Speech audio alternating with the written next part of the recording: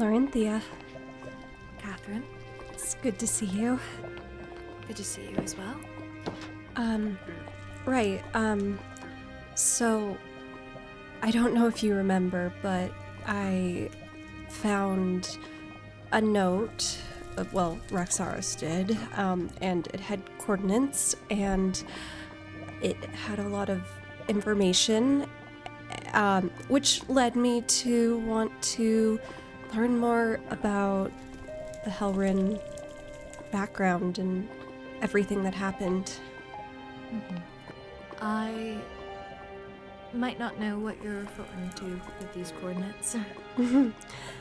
It was some kind of menu-looking thing, and it turned out to be a bunker of sorts, and let's just say there was a lot of fungal mage information I found there. Oh. Interesting. Perhaps it's something you could speak with Chiron about. So you want to learn the history of the Helrims? I do.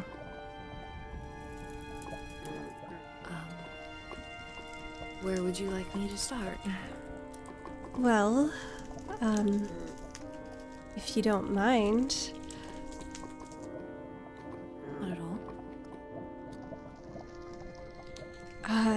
So your mother, Aaria, married Caliph, correct? Yes, Caliph Emberfall. Right. And were they ever in love?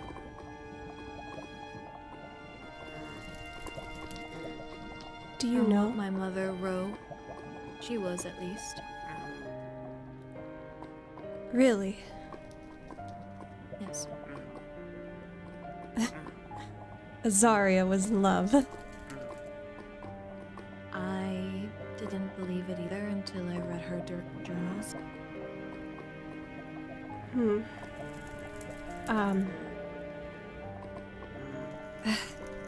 That's surprising and quite shocking.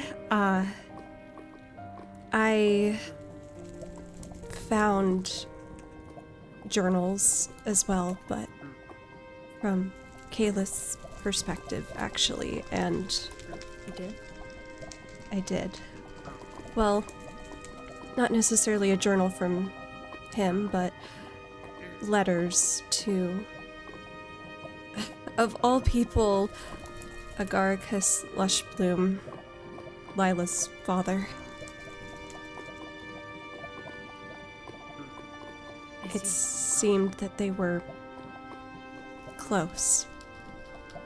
And I don't think he was a great person. Either of them, honestly. Does it have to do with the rebellion? A bit, yeah. There was a whole plan to take down the kingdom. The fungal mages came together and they wanted democracy and to take down the kingdom, which, I don't know, it sounds like it honestly wouldn't have been that bad.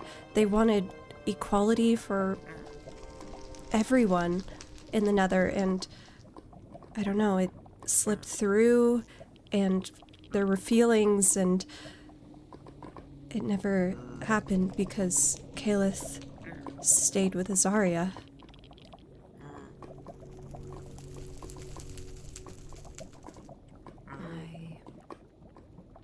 I see. Yeah. I know, it was a lot for me to take in as well. I don't know, that's why I was surprised that you said that she loved him. He was an awful person. Not around her. At least from what she describes, he was carefree. Very personable. Cheeky smile. You met him, right?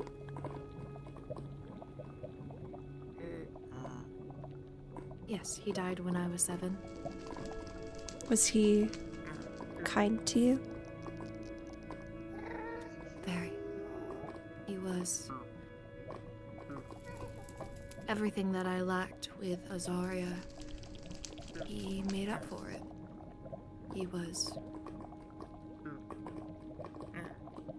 He gave me a safe place when no one else did, and that's why I grew resentment towards Mother when she disposed of him. She disposed of him.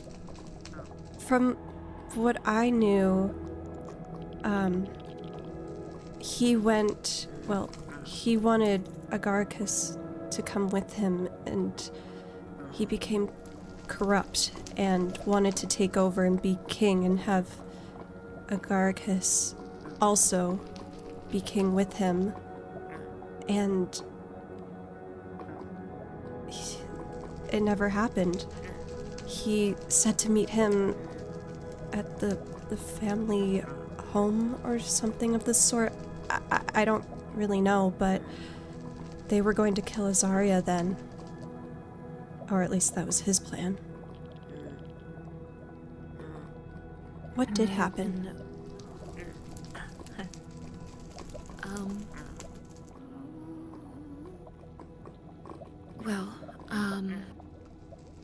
From what I know, the church found out about his plans for the rebellion. Right. And they had sent word to Aaria that they were going to hang him. And because Aaria felt some sort of love towards him, she did it before the church could. I mean,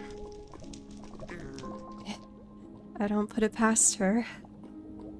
She might be the one to do those kinds of things, but I don't know, it's complicated when it comes to love and actually caring for someone. He said some awful things about her. Some awful, awful things. So, whether she knew it or not, maybe it was for the best? I don't know. I can still hear those screams, so I don't know if anything was really for the best.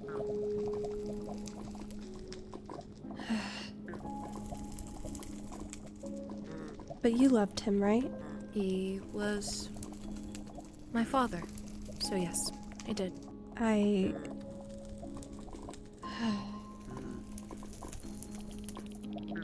don't know. I don't know how you would... I don't know how you were able to go through all of that. Can't tell you the answer. I guess perseverance. A willingness to change the entire kingdom fundamentally. Well, I wonder if I can find the journals. Let me see. I do want you to see this.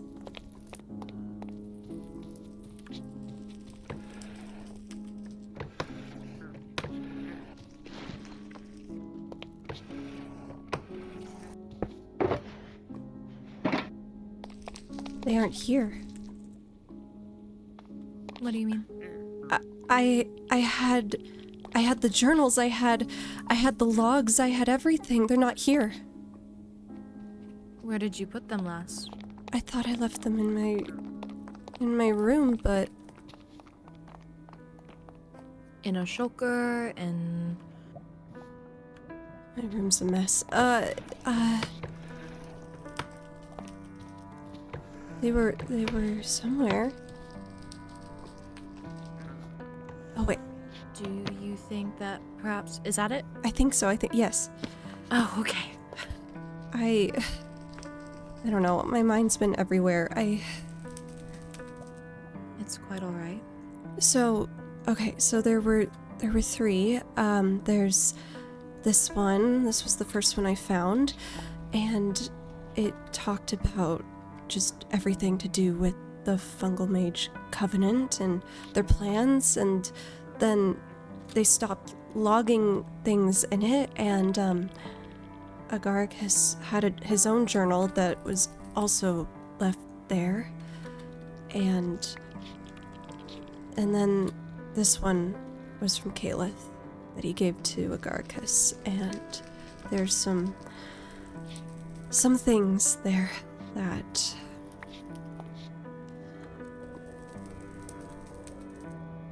it was really hard to read. Okay,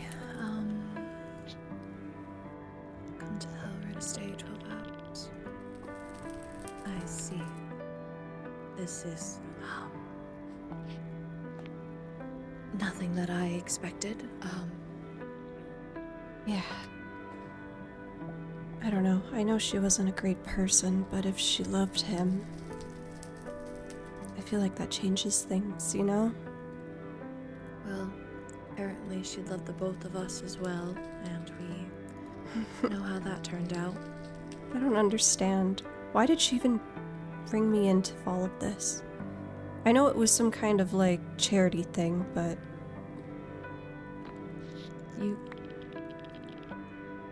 You don't... It is just the two of us here. You can speak freely. She wasn't her daughter. I was just... She brought me in because she wanted to look good or whatever it was. That's what she said, and she doesn't want me to know who my real parents were because they died in the war or whatever that was. Why did she do that?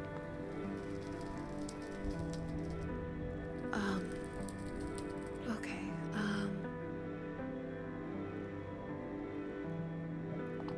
Catherine, you may need to sit down. Okay.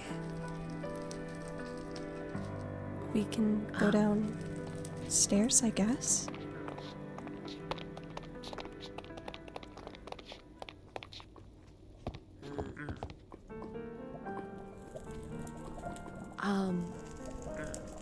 You know the temple that I showed you? Mm-hmm.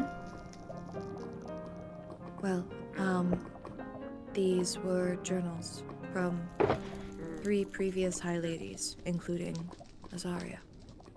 There's also documentation of the church and the truth of Aloran and who she really was. Right. In Azaria's journals, there is mention of you. Oh, so she explains it all. Yeah. Well, I guess I've got my reading to do, I guess. Just know, whatever you do read doesn't change anything unless you want it to change. Okay. Well, thank you for bringing these to me. I wasn't able to get them myself. I'll study up. I've been quite curious about everything, especially regarding the new information I've learned. Yes. Please, be careful with these. I don't have any copies, and I would hate to lose our history. Well, of course. Where would you like me to return them to you? They seem... Keep them on your person until you can return them to me. Alright, yeah. I can do that. I will be very careful. These are very valuable books. I trust you. If, once you're done reading them, if I am awake, please come find me. I'm sure you're going to want to have a talk about it. All right. Thank you. I'll let you know. Is there anything else that you needed of me before I leave you alone with the countless amount of pages? I think that's everything for now. Thank you.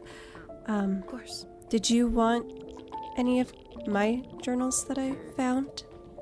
No, please keep them on you. Honestly, the less I learn about my father, the better. Well, I can give you that. Okay. I will see you soon then. Thank you, Lorynthia. I really do appreciate you. As do I. I am happy that you are part of my family. I'm glad that I had this opportunity, despite it all. You were always meant to be a part of ours, no matter what anyone says. Thank you. Okay. Enjoy your reading.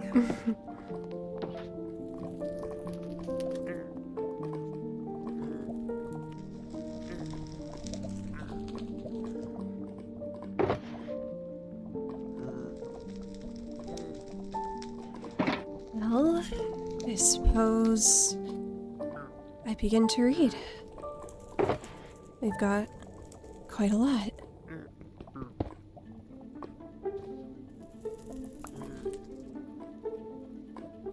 I feel like I should read this in the library.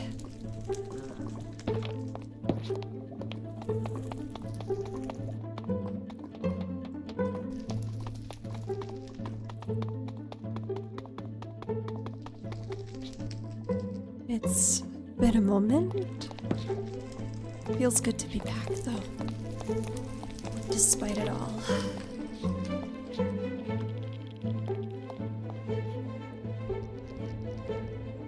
Alright. I guess we begin. 24th day of the 6th cycle, year 1920. Today, I took a stroll in the city and imagined a world where everything is different. I know I'm only 13, but one day I'll be High Lady. And not because I want the crown, though it is very shiny, but because I want to change things. I want the Nether to be brighter. Not literally. The fire is already bright, and too much glowstone makes my eyes hurt. But I want the people to feel brighter, safer, free. There are so many rules. Mother has always been strict, and there are too many cloaks and whispers and old men in smoky robes telling us what to think. The church says we must do things the old way, but I think the old way is kind of dusty. I drew a picture of what the kingdom will look like when I'm in charge. There's a huge library where every citizen can read, even if they don't wear red sashes. There are bridges that connect the lower city to the high towers, so no one has to walk the long lava routes just to get bread. There are gardens, big ones, with nether roses and glowing shrooms, and everyone is allowed to walk through them without needing permission from some stuffy gatekeeper. When I told Mother about my plans, she said I was dreaming again. But dreams are the roots of great things, right? I heard a bard say that once. I think he was drunk, but I liked it. I'm going to write everything down here, so when I'm old and grumpy like the counselors, I can look back and remember how much I wanted to make a difference. One day, people will say, Zarys changed everything. I know so. Zarys, future High Lady, and maybe gardener? First day of the 8th cycle, year 1925. Today I became High Lady, finally. The new High Priest, Lucian Yarrow, swore my oaths into the books. The crown felt heavier than I expected when they placed it upon my head. Literally and otherwise. It's an old thing. This crown forged in flame, etched with nether ruby and synthesite veins. But I felt no fear. not today. The throne room echoed with cheers. My people, my Netherians, stood shoulder to shoulder, some with doubt in their eyes, others with cautious hope. But I am filled with fire. This is the beginning of a new era that I have dreamed of since I was a small girl. I will see to it that the Nether is more than a kingdom of ash and war cries. We will be a beacon, a realm of strength, yes, but also of art, trade, diplomacy, and learning. We have relied too long on tradition. The church has had its say for generations, but now the voice of the crown must rise. As we are of Helren's blood, we have shared power with the church for too long. I already have so many plans. A proper city archive, education reforms, a council that speaks for the people, not just for the robed few who whisper behind temple walls. I want marketplaces alive with color, families safe behind black stone walls, and the Nether gates open to those who come in peace. Let them watch. Let them whisper, the High Lady has taken the throne, and I will change the Nether. Zarys. So they have always wanted change? Third day of the 9th cycle, year 1926. It has been nearly a full cycle since my ascension, and the fire that once burned so brightly within me now flickers with frustration. Change, it seems, is not so easily welcomed in the Nether. I thought the people would rejoice at the thought of education for their children, fairer taxation, access to healing outside of the church's rigid hand, but instead, I am met with skepticism, resistance, and in some cases, outright defiance. Many still bow their heads more deeply to the priests than they do to their High Lady. I've had council meetings interrupted by whispers of blasphemy. One of my new trade decrees was burned in the public square by a group calling themselves the Flamebound. They say I'm straying too far from tradition, that I endanger the soul of a realm. But what they don't understand, no. What they refuse to see is that the soul of the Nether has always burned brightest when we dared to evolve. The High Priestess, Yarrow, has kept his tone carefully neutral in public, but I see the disdain in his eyes. He's not good at hiding it. He speaks in riddles laced with doctrine, warning of natural order and divine balance. He believes I'll falter, that the weight of progress will collapse upon me, and perhaps some days, I wonder if he's right. I had a vision for this kingdom. I still do, but it is far lonelier on the path forward than I expected. And the louder I push against the church's influence, the more it tightens its grip behind my back. 17th day of the 4th cycle, year 1936. My dearest Kai, there is life inside me. I felt the change before the healer confirmed it, a strange warmth, a stillness amid the chaos that burns within. I had feared it was exhaustion, perhaps illness, as I mourned, but no. It is a child, my child, our child. You would have been so happy. We tried for so long, and now that you are gone, I'm not sure how I'm going to raise her alone. I sat in the garden where you proposed for nearly an hour after the news, just watching the flames dance in the braziers. The silence felt heavier than usual, not just the sadness that you will never meet our child, but with something too large to name. I should feel joy, I think, and part of me does. But more than anything, I feel the weight of what this means. The path I walk has been fraught, and I do not fool myself into thinking the road ahead will grow easier. The church has begun to watch me closely, now that the news of my pregnancy is public. Some of the noble houses are beginning to waver due to your death. Thoughtless cowards. One thing I've learned from beginning my reign is that change breeds discomfort, and discomfort breeds fear, and yet into this world I bring our daughter. I do not know for certain, but I feel it, for it will be a daughter, a flame born of our love. She will need to be strong, stronger than I was at her age, strong enough to keep the fire lit when I am gone and join you in the flame, my love. I have pushed this kingdom toward a better future, but I do not know if I will live to see it realized. She must inherit not just the throne, but the will to challenge, to reshape, to endure. A name I keep circling in my thoughts, Fyrrhus. It means flame bearer in the old tongue, a warrior's name, a name that defies the dark. She will not belong to the church. She will not be caged by tradition. She will be the ember that refuses to die out, even when the winds turn cruel. Our daughter our legacy, our hope. 22nd day of the 7th cycle, year 1942. Fyrrhus is 5 today. She ran through the halls this morning with a ribbon tied like a crown in her hair, insisting she was the High Lady of Cake and demanding I kneel. I did. The guards laughed. So did I. She has my fire, and she has my late husband's wit, but it burns softer, for now. There's a lightness to her that I don't remember having at that age. It gives me hope. Maybe I've managed to shield her from this burden. The High Priestess brought her a gift today, a carved obsidian wither with ruby eyes. She squealed when she saw it. He smiled more than I've ever seen him smile. He even lingered to speak with her about the old myths. She asked him if withers could ever breathe fire. He said, only the clever ones. She laughed. So did he. I don't know what to make of it. He's been warmer, more attentive. He's made no public moves against me in many cycles. Sometimes I wonder, have I earned his trust at last? Or is it Fyrrhus he's softened towards? Either way, the halls feel quieter, the court less sharp. Maybe, just maybe, things are shifting into place. 9th day of the 11th cycle, year 1949. Today, I stood atop the western balcony and watched the city glisten beneath the burning sky. The towers, capped in obsidian and trimmed in gold. The roads below pulsed with life.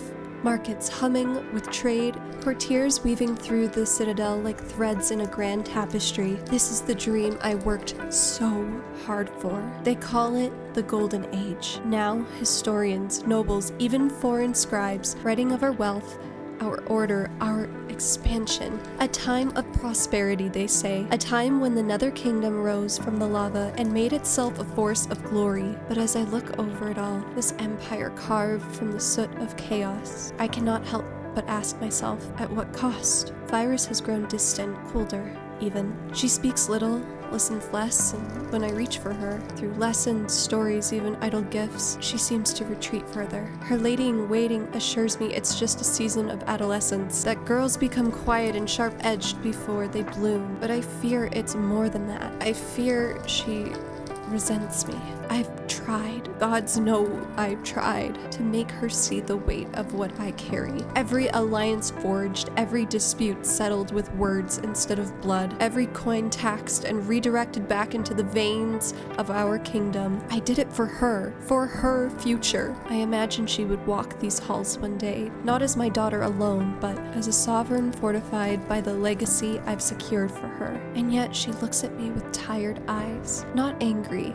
No, that would be easier to face. Just distant, detached. Sometimes when I pass her chambers late at night, I hear her laughter in conversations with the High Priestess. It is a soft sound, but it rings louder than any battle horn. He gives her the attention I do not have time to offer, and it eats me. I tell her over and over, you'll understand when you're older. I say it like a prayer now, whispered into the silence between us, because she must understand. One day, when she holds the crown and feels its weight cut into her skin, I hope she will look back and see me not as a mother who abandoned her, but as a ruler who tried to give her the world. Gods, let that be enough. 15th day of the 2nd cycle, year 1950. I have noticed something shifting. Lucian Yarrow has always been a persistent voice in the council chamber. Steady, patient, sometimes even wise. But lately, he has grown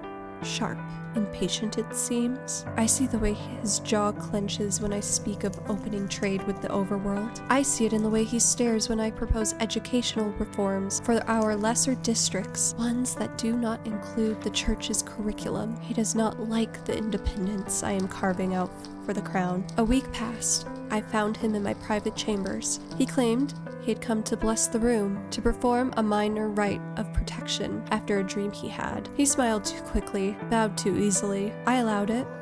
Of course. What else could I do? Strike him down where he stood? He left a small bundle of herbs near the hearth, said they would keep my spirits strong. I wonder what it was he was looking for. I have had the guards quietly double their rounds near the royal wing, though I have not told them why. What could I even say that didn't sound insane? That the High Priestess may be creeping through the palace like a thief in the night.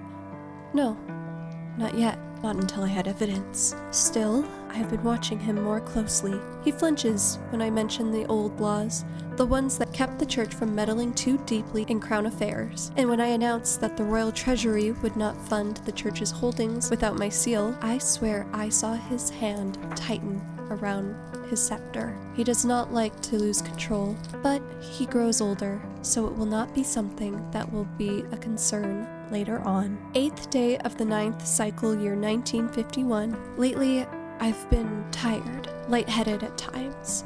I thought it was the heat, the long council meetings, the endless parchment, but the feeling lingers even after I rest. It's like something pressing down on my temples, whispering just at the edge of hearing. Perhaps I'm overworked. Perhaps I'm simply paranoid, but I've lived long enough to know when the flame flickers, something is trying to snuff it out. However, Fyrrhus has finally come around to speak to me again. Perhaps the lady-in-waiting was correct. I just had to wait a little longer for her to finally see the flame. We spend every 12th hour drinking tea and talking about the plans for the future. At 14, she is as bright as I ever wished I could be. In 5 years' time, she'll be ready to take the crown. Zarys. I guess we start on, Lady Fyrrhus' journals. She had a lot to say. I thought that the kingdom never wanted anything to do with helping others. I thought it was more about safety within the walls of the kingdom. I didn't realize that it goes this far back to wanting things to be different. 24th day of the 3rd cycle, year 1949. I think maybe my mother doesn't like me much. She doesn't come to find me when she comes back from her meetings, or when she goes out into the city. Those important men are always around her, and she just walks right past me like I'm invisible. Perhaps it's due to my height. I sit at the dining table and wait. The lady sits with me in case Mother comes for supper. Mother never does. I don't think she even knows what we eat, or that I've started learning the old Netherian dialect from High Priestess Yarrow. He always asks me about my day. He listens when I tell him I had trouble with my runes, or when the older girls in my etiquette class teased me. He tells me I'm clever, strong. He calls me Little Flame. I think he might be the only one that sees me. I wish I knew who my father was. Mother doesn't talk about him. Not ever. I asked once and she got quiet and said it hurts to speak of him. Then she left the room. But I want to know him. I want to know if he laughed like me, if he liked books, or if he fought in battles. I want to know if he would have come to dinner and listened to my day. Sometimes I wonder what it would have been like if he were here instead. Maybe we'd go through the gardens. Maybe he'd braid my hair like I saw one of those guards do for her daughter last week. Maybe Mother wouldn't feel so far away all the time. But for now, at least, I have the High Priestess. He says the church is my real family, and I believe him. 24th day of the 3rd cycle, year 1951. Mother and I had dinner. I asked about my father again, like I always do, and this time she answered. His name was Kay Redmore. She said it softly, like it still echoed in her chest somewhere. He was her childhood friend from one of the old noble fiery lines. I imagined him with glowing eyes and ember braided hair. She said they were inseparable growing up, but a week before she became High Lady, they broke apart. Something about his insecurities, the weight of what was coming. He couldn't handle her rising so fast. But then, and I swear it sounded like something from the Love Scrolls in the East Wing, she said a cycle later he came back, kneeling and begging her to take him back, right in front of the castle's gates. And she did. They were married the very next day. No grand ceremony, just the two of them. Fire and promise before the kingdom even knew. I told the High Priestess about it afterward. I said maybe this meant things were changing, that maybe she and I could become close again, and that if she told me this, then maybe she'd want to talk more. Not about the kingdom, maybe even sit with me for supper, or brush my hair before bed like the other mothers do. He said gently, perhaps you should begin having tea together each day. He even sent for my lady-in-waiting, and she said she would prepare it for me regularly, but he looked strange for a second. Not angry, but something else. His smile twitched, like it was too tight on his face. Maybe he's worried that if I'm closer to Mother, I won't need him as much anymore, but that's not true. I love both of them. It's okay to have more than one person, right? Still, I'm happy. Things are changing. Maybe this is the start of something better. I think tomorrow I'll ask her about their wedding. What did she wear? Did she cry?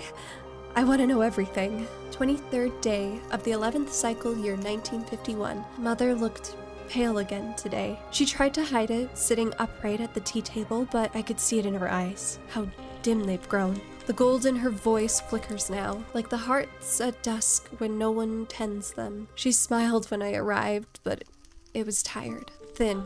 We had lavender tea and those honey crackers I always sneak too many of when no one's looking. I kept the conversation light. I told her about the diplomat from the northern basalt caverns who tripped over his own cape, and how the lady-in-waiting had to pretend she didn't see, and how the blacksmith's son Orin ran into a wall when he was staring when I went to grab bread. She laughed, just once, but it was enough to make my chest flutter. Still, it's different now. She holds the cup like it weighs more than her sword ever did. Her hands shake sometimes. I tried to offer to end our weekly tea for a while, just until she rests. The high priestess placed his hand on my shoulder and said, "No, child. These moments with you, they're what keeps her spirit strong." I want to believe him. I do believe him. But part of me wonders if I'm being selfish, if I'm making her worse. 17th day of the first cycle, year 1952. She is dead. They told me my mother passed peacefully in her sleep. I'm sitting here now in the throne room, and the weight of it all is overwhelming. 15. I'm only 15, and the world is shifting beneath my feet, or perhaps falling apart. I never thought this day would come so soon, that I would be here, alone, trying to fill the shoes of a high lady. Well, the shoes of my mother, the one who raised the Nether out of the ashes and into the flame. How am I supposed to rule as well as she did? I always resented my mother for how distant she was, for how she poured all her energy into the kingdom and left me to navigate the silence. But now, I understand. I understand in a way I never could before. I long for one more moment with her. Just one more conversation with her. One more chance to ask for her guidance. That's not possible now, is it? Lucien has been here since the news broke, and while the others around me offer their condolences, it's him I turn to. I still need him. His calm presence, the way he listens without judgment, it's the only thing that feels real now to me. He says the throne is mine now, that I must take the reins, that I must be strong. But how? How am I supposed to lead when all I feel is the weight of my mother's absence? Lucien tells me that it's natural to feel loss, that it's part of the process. He says it will take time, but that will grow into my role. I want to believe him. He's the only one who's never tried to rush me, the only one who's been patient with me, even when I was at my worst. When I look into his eyes, I see the man who will help me find my way, and who will help me rebuild what my mother left behind. The High Priestess gave me a document today. Temporary authority, he called it, just until I come of age. I was too overwhelmed to understand what it meant, but he assured me that it's just a formality and that I don't need to worry. He says he's here to help, that he will guide me through the hard decisions and keep the kingdom on track. I signed it. I can't do this on my own, not now. I trust him. I have to. The others watch me with pity, their eyes heavy with unspoken words. But Lucien, he's always calm, always collected. He listens when I speak, offering advice when I need it, but never pushing me. He reminds me that even in my mother's absence, I'm not alone. I'm still scared. I'm terrified, in fact. But with Lucien by my side, I feel like maybe, just maybe, I can do this. I'll mourn my mother, yes, but I will also take up the mantle she left behind for her, for the kingdom. A high lady, Fyrrhus. 7th day of the 7th cycle, year 1955. I have come of age, 18 years. I am no longer a girl. I am a high lady, as my mother was. I've studied every text, pored over my mother's journals, learned from the mistakes of those before me. I spent countless hours in the library, at the feet of the High Priestess, learning the intricacies of rule. I am ready, more than ready. Yet, every time I make a move, every time I begin to assert myself, the church seems to find a way to stop me. At first, I didn't think much of it. Small things. You're not ready yet, Fyrrhus, they would say. There's still more to learn. You'll have time for your ideas once you understand the full scope of the kingdom's needs. I believed them. I trusted them. After all, Lucien's guidance has always been unwavering. He's always been so patient with me, waiting for me to be ready to step into my own, but now I'm starting to see the cracks. The first time it happened, I proposed a new trade route. The kingdom is in need of stronger alliances, and I believe that expanding our borders is a step toward a brighter future. Lucien, however, told me that now was not the time. The church needed to focus on consolidating our power first, he said, and I believed him. I thought maybe I was rushing things, but now I'm starting to feel like I'm being held back. Then there was the issue of the military reforms. We've been pushing for stronger defenses, more discipline in the ranks. The soldiers have been growing restless, and I've seen the way they look at me, waiting for my command. But Lucien insists that we should wait until we have a full assessment of the situation. Another delay, another excuse. Today, I proposed a law to regulate the merchants and trade. The economy is thriving, yes, but we can't let corruption seep in. We need structure, oversight. I was prepared to present the new rules to the council. I was confident, ready to show them my plan. Once again, Lucien found a reason to delay. Not yet, Fyrrhus. You must first gain the trust of the people before you make such sweeping changes. His voice sounded so calm. So, sure. The others nodded along. I wanted to shout. I wanted to tell them that I am ready, that I know what's best for this kingdom. Every time I try, they hold me back. They tell me I'm not ready. They tell me I don't understand. But I've spent my entire life learning, studying, preparing for this moment, and now I'm starting to see the pattern. It's always an excuse. I don't know what they're afraid of. I don't know why they keep delaying me, pushing me aside, but something isn't right. I can feel it in my gut. 27th day of the 7th cycle, year 1959. He lied. The truth has finally been revealed to me. It feels like my world has shattered in a single moment. I thought I was ready to take the throne, that their excuses were just fear for me. I thought I had earned it through my patience and perseverance. But now, I know the truth that Lucien never intended for me to ever truly rule.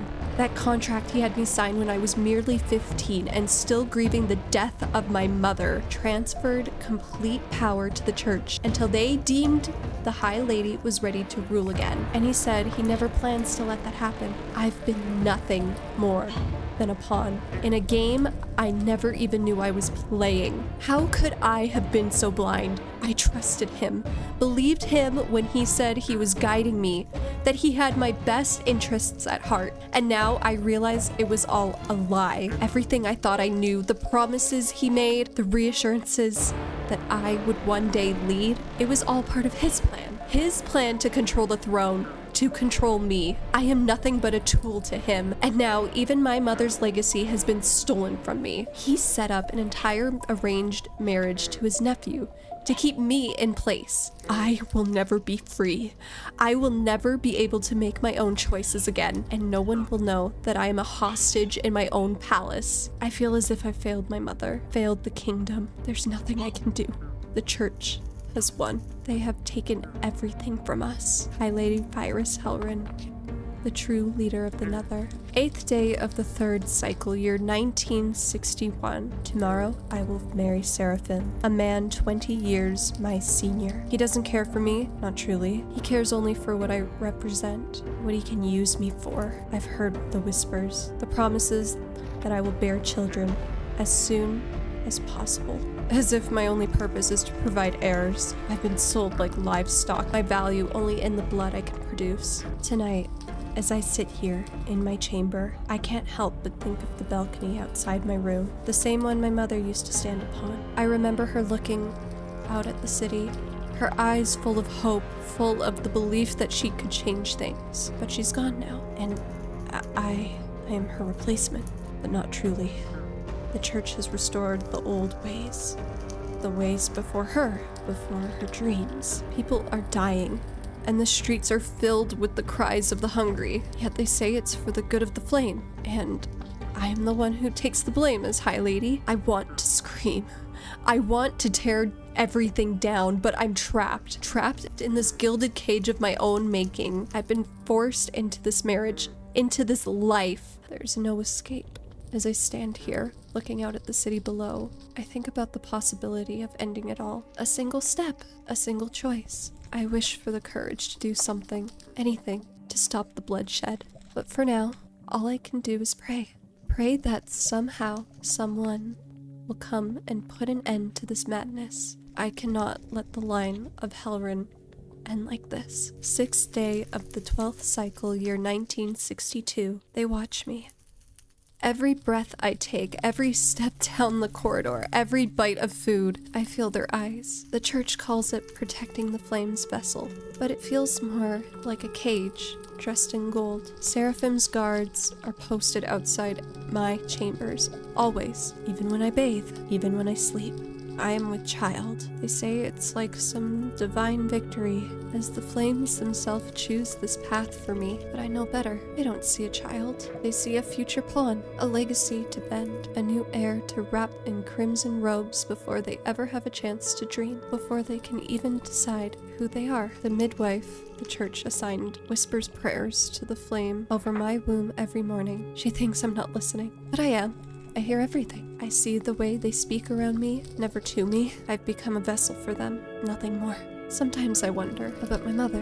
They said she died peacefully, but the more I remember that day, Lucien's gleaming smile, his eager hands placing that document in front of me, the more something inside of me recoils. Could he have had something to do with it? Could the same man who raised me have killed the only person who truly stood in his way? I have no proof. No whispers in the halls, no signatures in dark corners, just a feeling.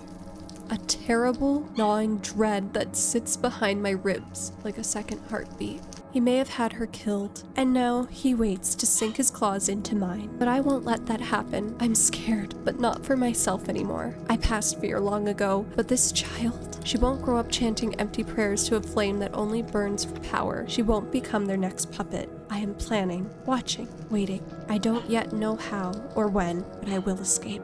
Before they can name her, before they tie her to an altar, the way they tied me to this throne. I walk the halls my mother once ruled, and I feel her presence there. Not angry, but aching, urging me to run, to fight, to save what remains. 21st day of the 3rd cycle, year 1964. She found the letter. The midwife, Mara, said she cared for me. Swore she was only here to help. But the moment she laid eyes on the hidden page beneath my boxes that I had forgotten to burn, she ran to them like the obedient dog she is. They came at the 6th hour.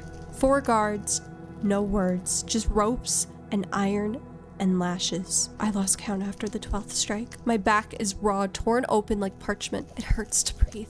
But what hurts more is the silence. They hanged him. Oren, the blacksmith. My only friend left in this poisoned place. They dragged him to the city square, said he conspired against the church, against the flame, said he tried to steal royal property. Me, as if I were just another blade in his forge. I cannot run, I cannot hide. They are everywhere, in the walls, in the whispers, in the blood-soaked stones of this palace. But I can remember, and I will teach her, my daughter. She will know the truth. Every lie they told me, every cruelty hidden behind sermons and silk, she will know her mother bled, so she would not have to, and she will grow sharper for it. Let them think they've won. Let them believe their chains are permanent. I'll wear their smiles. I'll bow. I'll pray. And behind my eyes, I will plot. I am done mourning. Now, I begin preparing for her. For what's to come. 11th day of the 5th cycle, year 1967. The walls are closing in. I swear it. I haven't slept in 3 nights, not fully. Every time I close my eyes, I hear the creak of boots in the hallway, the clink of a forge hammer echoing through the stone. And sometimes, flame forbid, sometimes I see him, Oren, standing just out of reach at the edge of shadow, watching, never speaking, his neck bruised and broken, the noose still clinging like a collar. I know it's not real. I know, but my heart forgets. It races, screams, hopes, and then it's gone. Paranoia. That's what the church physician would say if I dared to speak it out loud. Stress of motherhood, hormonal imbalance, delusion. But I know better. They are always watching me, whispering, smiling with closed mouths and dead eyes. They think I've bent, that I've submitted, but they don't know the fire I've buried under my skin. Lucien Yarrow is dead. They say it was heart failure, that he passed in his sleep, old and at peace. I don't believe it, not for a breath.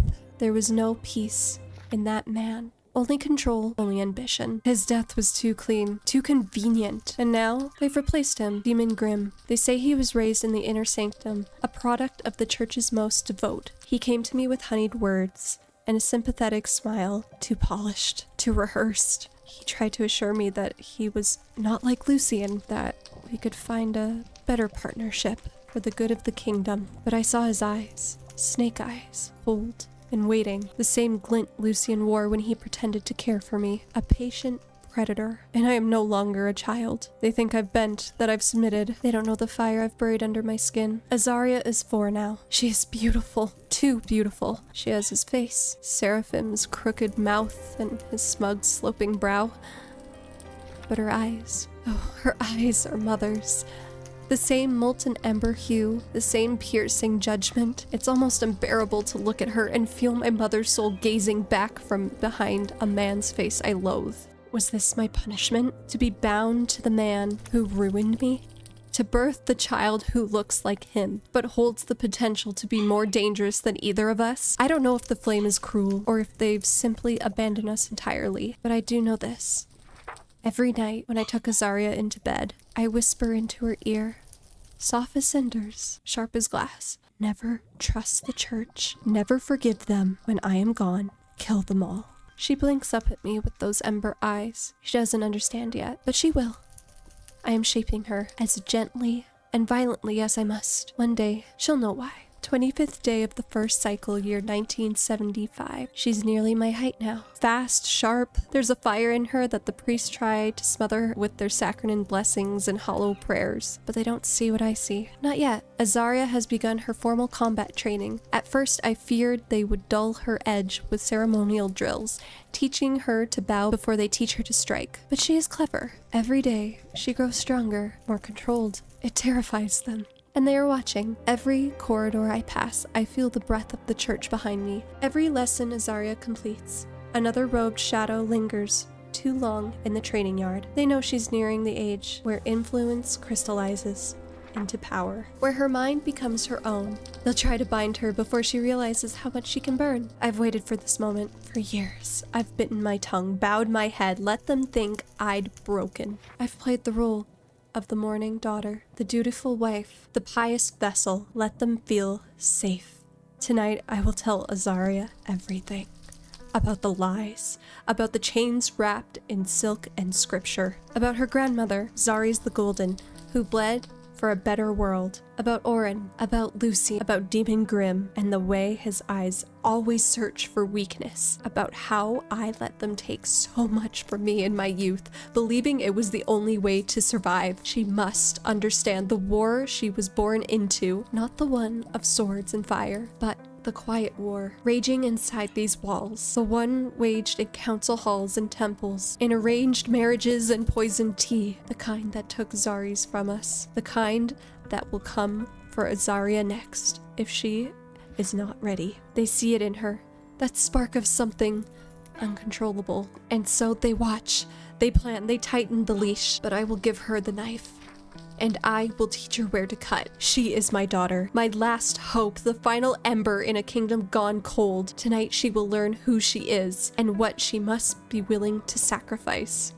For Zarys, for the kingdom, for the future we were promised. 26th day of the first cycle, year 1975. She didn't cry, she didn't flinch. Aaria sat in silence as I told her everything. The betrayals, the blood, the burden of her name. And when I finished, she looked at me in the eye and said, "Then teach me." She knows what she must become, what she must sacrifice, what she must do, and I will teach her how to smile while studying her enemies, how to poison without tasting guilt, how to strike before they even know they're bleeding. She will learn to be a calculated killer, or she will die trying. But if they take her, it won't be because she's weak. It will be because they feared the strength that I gave her. 17th day of the 4th cycle, year 1984. Aaria is High Lady now. I watch from the back of the hall, hidden in the crimson shadows like some phantom of what came before. She did not look at me. She did not speak to me. She is colder now, sharper, stronger, stone warped in silk. Perhaps she must be this way. Perhaps she believes that distance is armor, that affection is a weakness she cannot afford. Maybe she's right.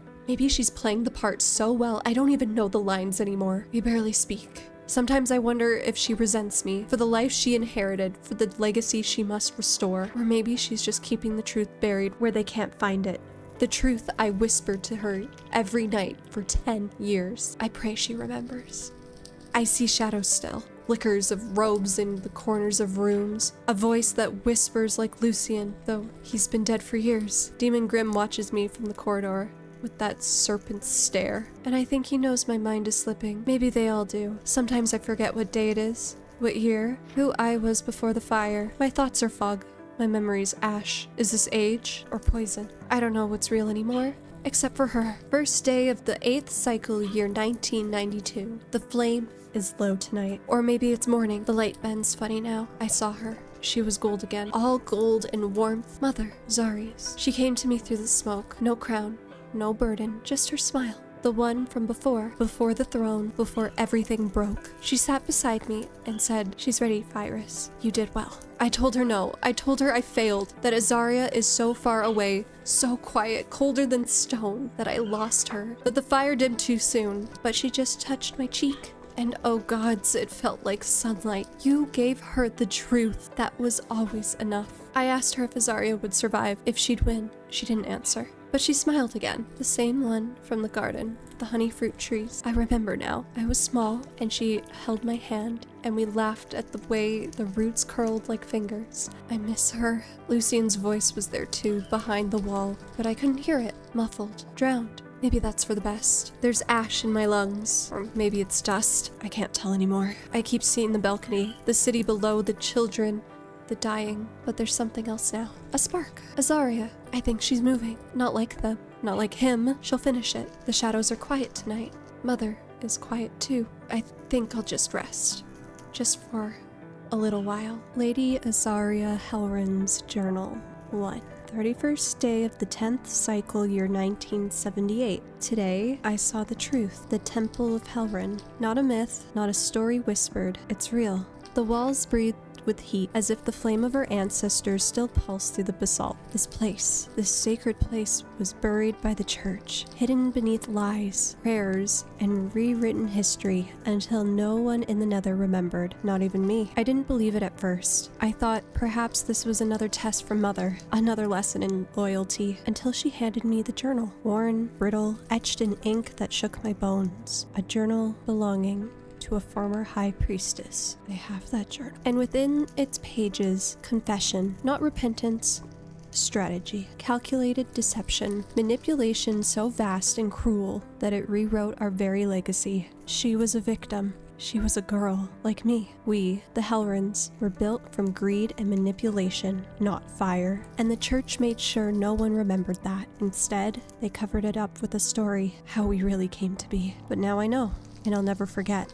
Now that I know of this place, I will return and correct our history, keep our legacy going with ink and parchment. I made an oath at the altar fire. My mother bore witness. I sliced my palm and fed the flame with my blood. I spoke words older than crowns, and I felt something awaken beneath my skin. A warmth, a fury, a promise. I will return the Nether to its rightful place. I will peel the rot from the bones of this kingdom, and I will burn the church to the ground. Lady Aaria. I don't understand how she became so evil then. Was it the church?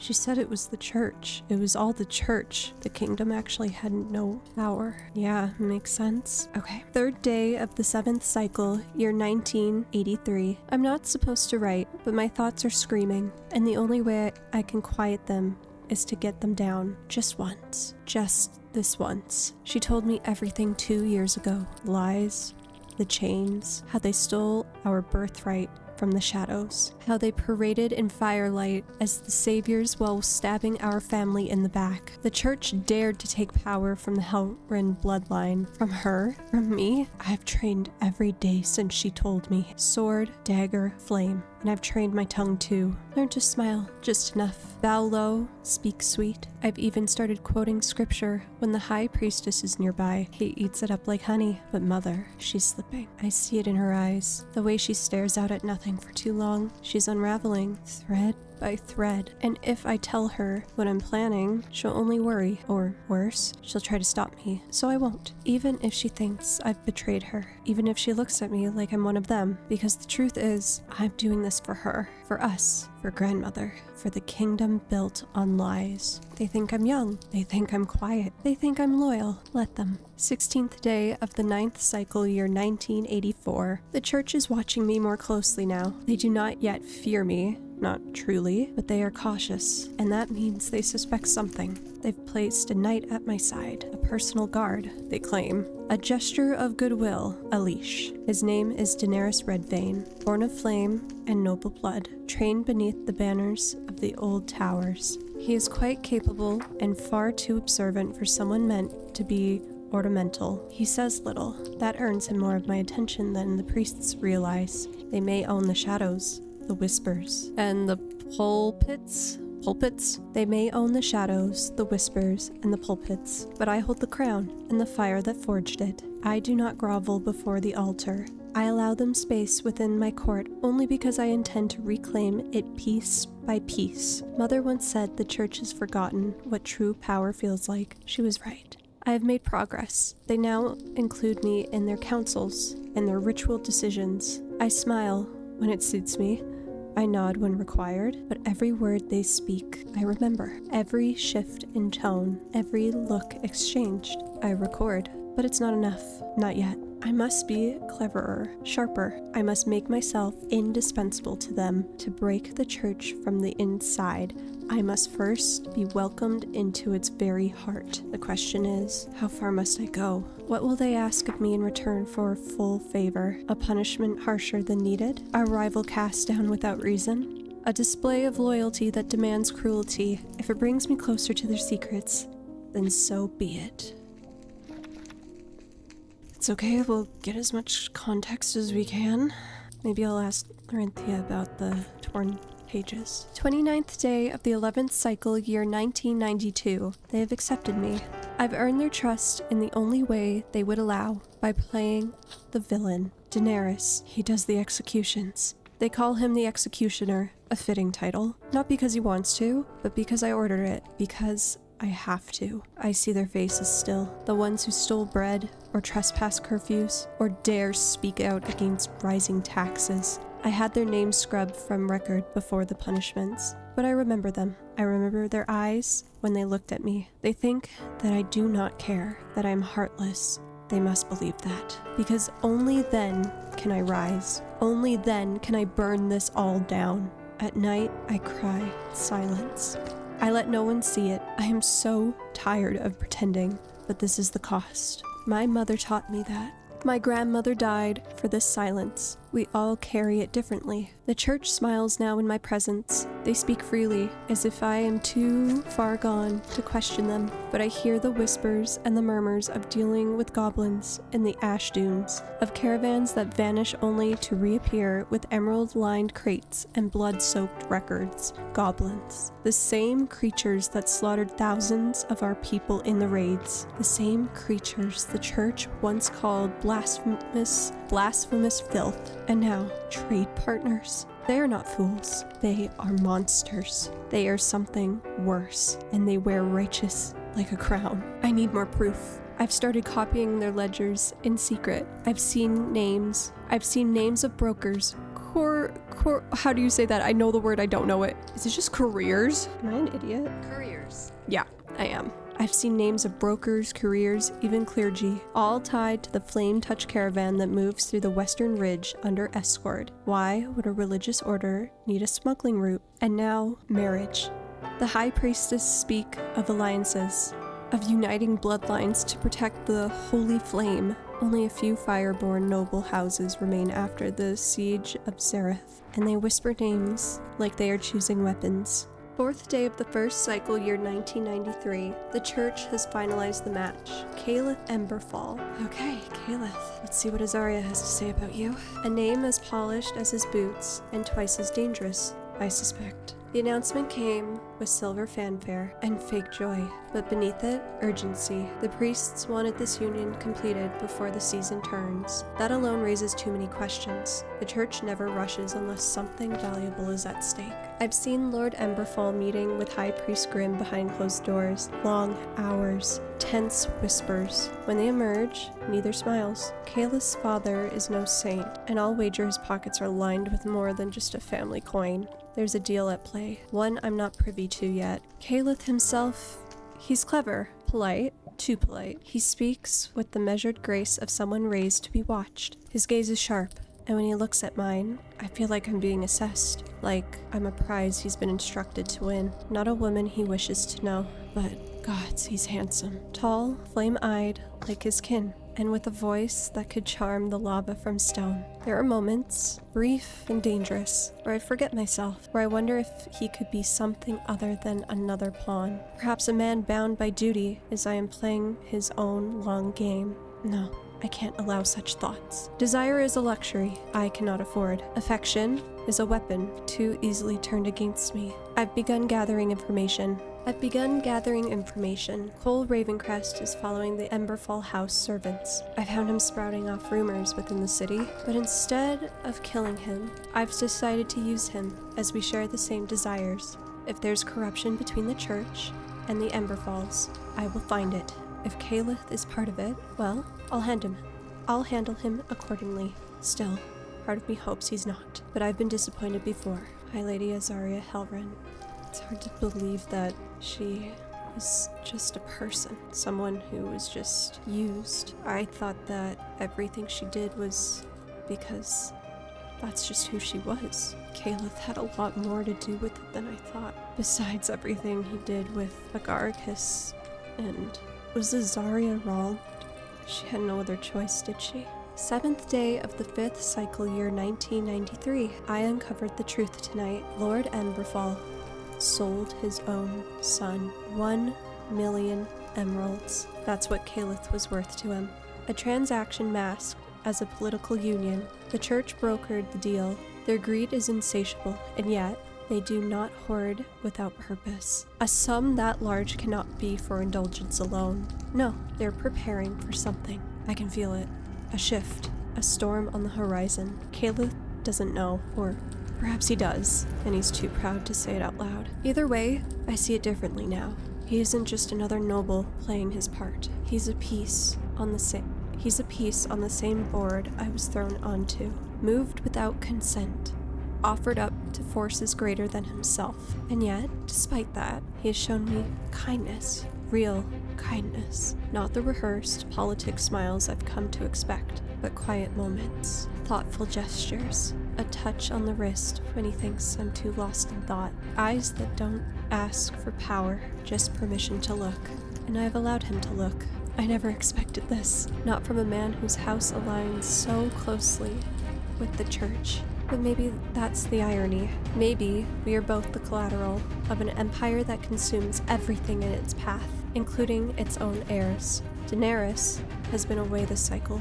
The birth of his son, Rexaris, has him busy. A child born of blood, duty, and silence. I pray he grows up to be anything but his father. But perhaps that's my fault too. I made Daenerys what he is. My blade, my shadow, my guilt. He never asked to be forged into a weapon. I hammered him into one. 5th day of the 7th cycle year 1993. The wedding was 5 days ago. 5 quiet, careful days. Behind closed doors, I have allowed myself something dangerous. Affection. Love, even. Not the kind shaped by convenience or politics, but something softer. More human. Caleth has been gentle. He's not what I expected from a man sold to me by his father for emeralds and favor. He speaks with warmth, not ambition. He listens. When he returned from his family visit, a full cycle away before our vows, I saw something behind his eyes. A longing, maybe, a hope for something real in all this performance. He started speaking of children, of building a future, of laughter echoing through palace halls long emptied by war and silence. I smile when he speaks. I even nod sometimes, but I am terrified. Not of him, of what a child would mean, what the church would do if they knew Caleth meant this much to me, if they suspected that I loved him. Truly, beyond the role he was meant to play, they'd find a way to twist it, exploit it, and a child would not be a symbol of hope. It would be a weapon placed in my arms with a blade pressed to its back. I don't know if I'd be a good mother. My own taught me how to fight, how to hate, how to survive. But love? That was a lesson I was not proficient in. I was born to destroy a kingdom of lies. I've bled to rebuild it from its ashes. I cannot afford to waver now. A child would slow me down, and worse, I know the church would try to raise it themselves, mold it into something twisted. No, not yet.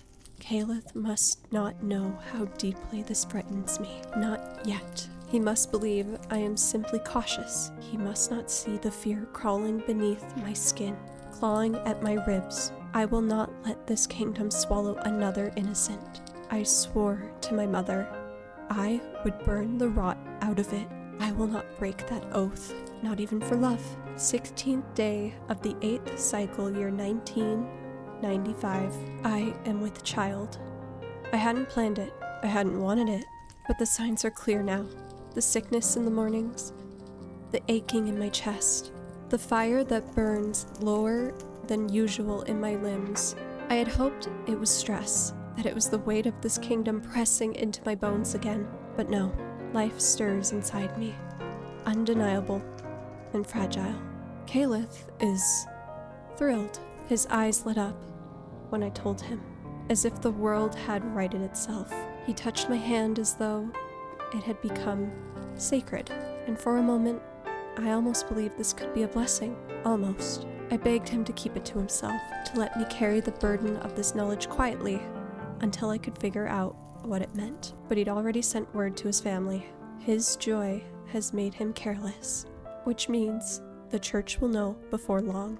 Word always finds its way to them, especially from noble mouths who smile too easily at their table. So now, I must beat the whispering tide. Today, I will inform the high priest myself. Smile, bow. Pretend this child is a symbol of our holy union, a token of the flame's favor. I will speak the words they expect, so they do not suspect the fire behind my eyes is not one of joy, but defiance. They cannot know how this terrifies me. 26th day of the 4th cycle, year 1996. She is here, Lorynthia. She bears the hair of her father, bright as flame, but her face is mine. It's unsettling to see it mirrored in such softness, in someone so small. Her eyes are still new, unfocused, searching. I wonder if she sees the cracks in this world already, or if she will learn, as I did, that love is often carved into the shape of sacrifice. Caleth is overjoyed. He hasn't stopped smiling since he first held her, and every day has been some kind of celebration. Feasts, gifts, music in the lower halls. It's as if he wants the kingdom to forget the ash in their mouths, to ignore the bodies in the streets, to see only the pretty, perfect life we've brought into this ruin. I can't enjoy it. I won't. Not when another bombing destroyed half of the Ashen Ward just last week. Goblin attacks are growing bolder. We've lost 2 more towns this cycle. Homes torn apart. Children buried in rubble. And still the church calls for patience, for faith. The flame will protect us, they say. They do nothing. While I was trapped in chambers, heavy with the child and expectation, they brokered more of their damned deals.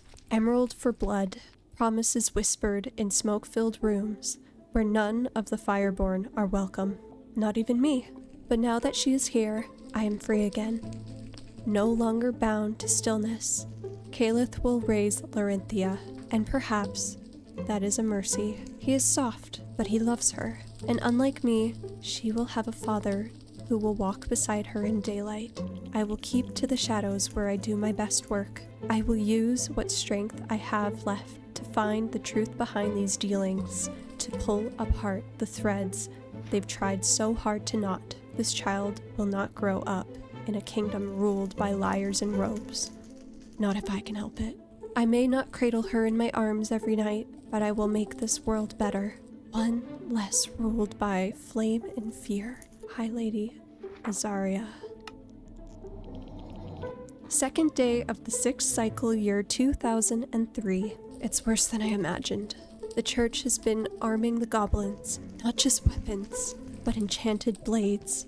Rune-bound steel that melts through netherite and scrolls from the old libraries, the kind we once burned out of fear they'd fall into the wrong hands.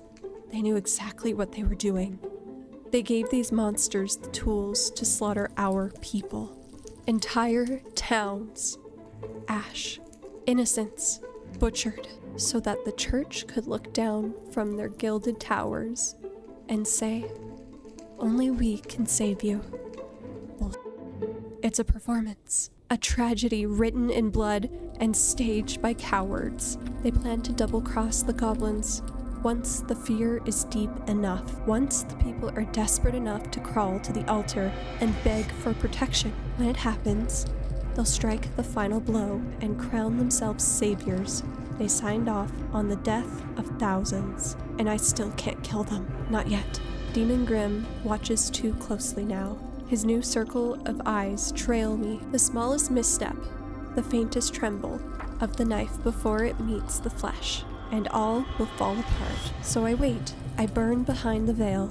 Cole Ravencrest came to me today. He says there's a whisper rising in the Nether, a rebellion, growing faster than even the church suspects. Someone is funding them, and whoever they are, they have deep pockets and deeper fury. Cole will find out who, and when he does, I will make sure their flame is fanned before the church can find them first. But for now, we rest. Caleb has begged for time away, and Lorynthia, she has grown so quickly. Too quickly. Her laughter has started to sound like mine once did, before I knew what I know.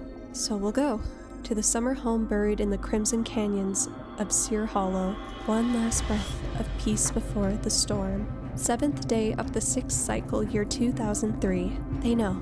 The church knows. A letter arrived at the summer home, a wax sealed in the sigil of the flame. I thought it was routine, perhaps more pressure, another demand.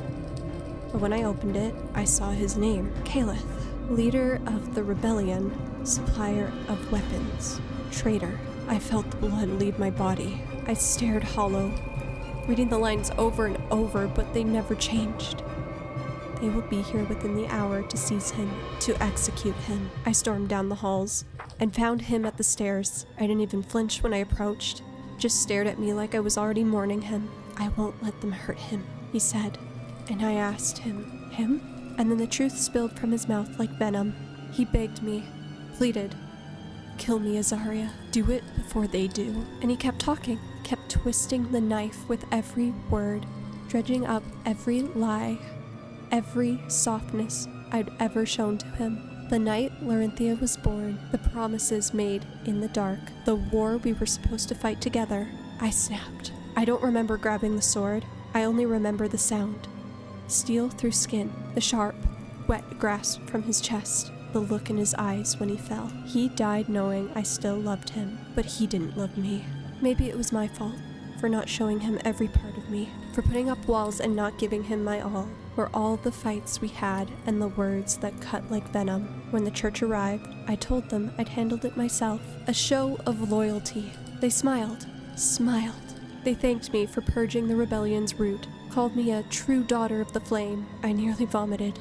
I went back to my chambers and tore the place apart, shattered the mirrors, burned the sheets, screamed until I had no voice left to give. Lorynthia came to my door, her small voice asking, "Where's Papa?" I couldn't look at her. I screamed for her to leave, because she looks like him, because I loved him, because saving this kingdom is killing me. 11th day of the 10th cycle, year 2003. The ink is darker here, pressed harder into the page, as if the quill itself was burdened with the weight of the words. I am with child, again. Wait, so Lorynthia has a sibling? But Caleb, the father of my children, the man who once looked at me like I hung the stars above the Nether, The man who smiled when Lorynthia was born, who whispered hopes into the soft curls on her head when he thought I was asleep. The man who lied. And now I carry his child. A final trick of fate, a cruel joke. When the church discovered it, they were livid. Your love does not grant you the right to break tradition, they sneered. Hypocrites, every one of them. They who dined while children starved. They who trade with goblins while branding the rest of us as traitors. And yet I am the disgrace. They say this child would be a stain, that I was already foolish to bear Lorynthia in such a time of war and rebellion. Now a second? They see it as weakness, as a threat to their control. So we must hide her. The church has given me an option, a story. This is what I must do. I cannot speak to her. I cannot speak to her. They have made that clear. I must forget about her. I must. So she has a sister? Lorynthia has a secret sister. Okay, I did not know about that. Second day of the 12th cycle, year 2005. Lorynthia has begun training with a sword. She's not what I expected. She fumbles the grip. Her form is stiff. She moves like she's trying to mimic someone else instead of owning the blade herself. But somehow, she'll win. Sometimes. Not because she's stronger, but because she's faster. But because she watches. She notices things. A twitch before a lunge, a change in footwork, the way someone blinks before committing to a strike. She turns observation into advantage, picks them apart until she has an opening. She may not be a warrior by birth, but gods, she's smarter than she looks. Smarter than I was at her age, and she has fire. Not the loud, reckless kind, a slow burn. Steady, focused, quiet. She doesn't yell, she doesn't boast. She calculates. There's something terrifyingly beautiful in her restraint. The church sent a letter today. They wish to begin spiritual instruction with her soon. Lessons in the sacred histories, rites, and proper customs of the flame. I know what they mean. They want to mold her, break her early, twist her to believe in their purity. If I deny them access, it will raise suspicions, so I'll let them do what they want. Let them teach her their lies. Let them try to shape her. Let them think they're winning. Because she'll learn what she needs to learn. She'll play their game just as I did. She's smart enough not to believe their lies. I'll make her read the old text, what my grandmother did for the Nether. She'll grow up wanting more for the Nether. Gods, I hope this is enough. 11th day of the first cycle, year 2006. The church has arranged another match. High Lord Edric Azur, a widower, they say, cloaked in sanctimony and polished lies. With him came a child, barely old enough to understand the weight of what they're walking into. Not mine. Not of the Helrin bloodline. And yet they parade Edric through the palace like he belongs. Like this is some fairy tale. Like this is some fairy tale union that the people should cheer for. I see the game they're playing. Smearing the crown with sin, muddying the name of Helrin by pairing it with scandal. A high lady forced to raise a basket that isn't her own. The whispers have already begun. The church wants this. They want the people to see the crown as weak, unclean, a broken relic wrapped in politics. Edric must be important to them. Important enough to force his way into the line of succession, perhaps. I wonder what secrets he holds. What leverage he's offered them. There is always a price. Today the child tried to speak to me, asked if I was their new mother. I told them to leave me, that I am no mother. It cried, and I did not look back. That man's child is not my burden. My duty is to the kingdom, not to the church's pawns. Wait, Chiron? What happened to the other sibling? Why didn't they mention me? Why, was I really forgotten? Did she really not care to write about me? I was there when Chiron and Edric showed up. 8th day of the 5th cycle, year 2008. I saw them today. Lorynthia and Zarys. Lorynthia and Zarys? Just children, 12 and 13 years old. Yet there's something unspoken between them. A comfort, a softness. They laughed together in the courtyard, like the world was still. It was sweet. But Daenerys, if he finds out, if he senses anything forming between them, he will not react well. He still sees the world in the strict order of names and fireborn pride. He would not let his son stray toward a Helrin. Still, I won't stop it.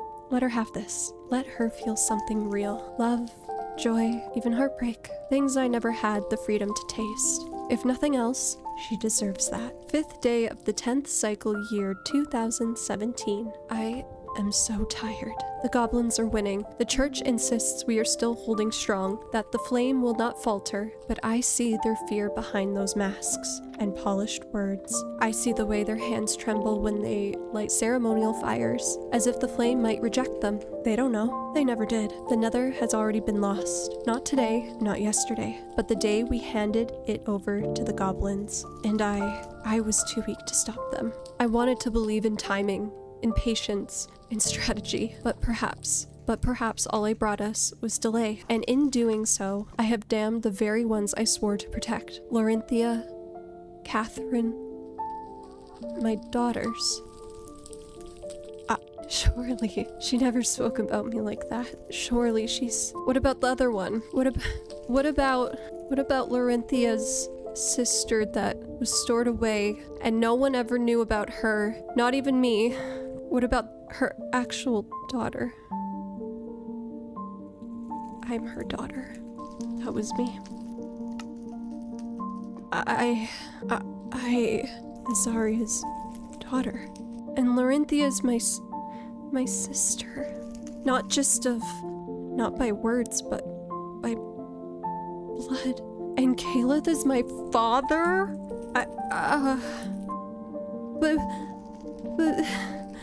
But that would mean I'm a Hellrin. I'm not a Hellrin, I'm a Pinkerton. My parents were killed in the war, and Aaria took me, and it was all a story. I never had parents in the war. Okay, does that make me an actual heir? I know Lorynthia said I could choose, but wouldn't that mean by blood I am the heir to this entire kingdom? No. No, this can't be right. This isn't right. She said daughter because she was watching over me, not because I was hers. It lines up too perfectly if I wasn't actually adopted. Why would she adopt me? What, just because to look good? The whole story was that she wanted to just adopt me to make things look good and have people trust her, especially after Chiron, but I don't know. It doesn't make sense when you put it that way. The church was so evil. I could have had a mother. They made her so awful. Lorynthia, Catherine, my daughters, they are the only flickers of good I have left. But I fear their flames may not burn long enough to see a future, not when the sky rains ash, and the ground splits beneath marching war drums. Sometimes I wonder what my mother would think, watching from wherever her soul now lingers. Would she see me as a coward, or as a daughter who tried too hard to win a war already lost? I wanted to save them, all of them, but now I only pray they survive. First day of the first cycle, year 2025. This may be the last time I put ink to page. The pact has been signed. The Empress, the High Vessel, myself, 3 crowns, once divided by history and blood, now bound by the reality that we will all burn if we do not stand together. The goblins have become more than a menace. They are war incarnate. With their king cloaked in shadow and hatred, they march to wipe clean every stone, every name, every flame that dares to resist them. I signed the accord before the church could intervene. Zarys Grim, the new high priest, watched me do it. He doesn't know me, not like the others did. And change breeds paranoia. His eyes follow me like a vulture now. Waiting, calculating. He fears me. Lorynthia is a lady now. She doesn't speak with me anymore. Not really. She smiles. That delicate, practiced smile she gives the priests when they offer her blessings. But I see it behind her eyes. The war was raging quietly inside her mind. She is me, in a time when I cannot protect her from becoming what I had to become. I go now to war, with every one of our knights behind me. Chiron leads the Eastern Front, a bastard with too many blades. Lorynthia has promised to care for Catherine in my absence. They don't look at me anymore. Not my daughters, not the people, not even the gods, it seems. But I understand. I played the part too well. I let them think me cruel, unbending, unfeeling, all to keep the lie intact. to make the church believe they had won, to make the goblins believe we were weak. But when does the act end? If it was even an act to begin with, if only we had been born of common blood. Maybe I could have been their mother in truth, sat beside them at supper, laughed at foolish stories by the hearth. Maybe I could have shown them that I was more than the flame and the steel. But we were born into crowns, and crowns are heavy, so if I die tomorrow, let this be known, I loved them. High Lady of the Nether, daughter of fire, keeper of secrets, and mother of the unforgiven. Oh. Okay. A letter to Lorynthia. To my daughter, Lorynthia. If you are reading this, then I am gone, and I have failed you. I do not know what the world looks like as you hold this letter. I only pray there is still something worth saving, and that you still have the fire to do so. I was not the mother you deserve. I know that. I made you strong, but I did not let you feel safe. I taught you to fight, and I did not teach you how to rest. I buried the truth in riddles and silence, hoping that you would be sharp enough to find it. And you were. Gods, you were. Everything I did, every cold word, every heavy expectation, every decision that made you hate me, it was all to prepare you. Not because I doubted you, but because I knew exactly how powerful you were and how cruel the world would be to a girl who burns too brightly. You are a Hellrin. And more than that, you are you. And I am so proud of the woman I know you've become. I want you to know something I could never say aloud. I loved your father, and I loved you. From this moment I first held you, flame-kissed and furious. I loved you. It was never your fault. Not his betrayal. Not my pain. Not the weight I asked you to carry. I wish I had more time to say these things. To laugh with you, to watch you fall in love, to hold your children and tell them stories about the brave girl who saved us all. But if I could give you anything now, it would be this. You are not alone. Not ever. You carry generations in your blood. Zarys, Fyrrhus, myself, we stand behind you. Always. And when the world grows quiet and the fire feels like it's fading, listen, you'll hear us in the flame, Mother.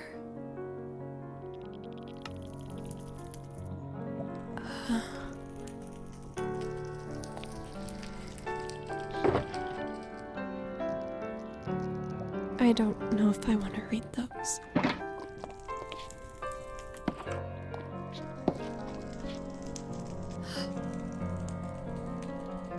I am a Hellrin. Catherine Hellrin.